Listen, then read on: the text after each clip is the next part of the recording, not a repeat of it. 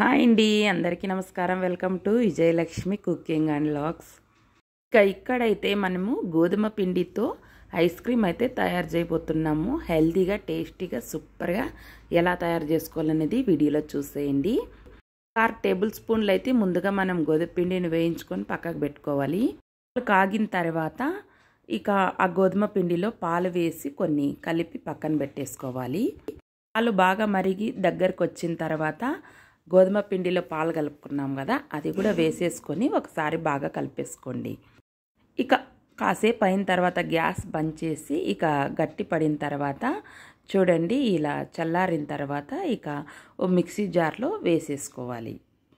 Taste అయితే super ఉందన్నమాట. ఇక్కడైతే నేను ఒక 2 యాలచీలు కూడా వేసి మిక్సీ పట్టించాను. అలాగే మ్యాంగో అన్నమాట, పెద్ద సైజులో ఉన్న ఒక మ్యాంగోని అయితే వేసుకున్నాను. ఒక 1/2 కప్పు చక్కెర అయితే వేసుకున్నాను. ఇక్కడ టేబుల్ స్పూన్ అలా కస్టర్డ్ పౌడర్ కూడా వేసి మిక్సీకి అయితే వేసేసాను అనమాట. కాస్త కలర్ వస్తుందని, కూడా బాగుంటుంది కస్టర్డ్ పౌడర్ వేసుకుంటే. ఒక డబ్బాలో వేసేసి ఇక మనం డీప్ ఫ్రిడ్జ్లో అయితే పెట్టేసుకోవాలి.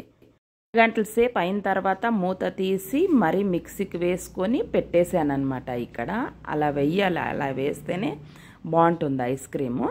ఆ తర్వాత మనము ఎప్పుడు కావాలంటే అప్పుడు మనం వేసుకొని తినొచ్చు. ఇక నేనైతే ఇక్కడ పిల్లలకి వేసిస్తూ ఉన్నాను. ఇక నేను కూడా తింటా ఉన్నాను. టేస్ట్ అయితే అదిరిపోయిందనమాట. సూపర్ అంటే సూపర్ టేస్టీగా వచ్చేసింది. లైక్ చేయండి, షేర్ చేయండి, సబ్స్క్రైబ్ చేసుకోండి.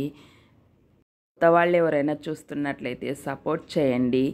ఈ మ్యాంగో కాకుండా మీరు బనానాతో చేసుకోవచ్చు, పైనాపిల్తో చేసుకోవచ్చు, ఏ పండుతో అయినా చేసుకోవచ్చు ఈ ఐస్ క్రీమ్ని. నేనైతే మ్యాంగోలు ఉన్నాయి కదా, ఇప్పుడు మ్యాంగో వేసాను. Boy friend.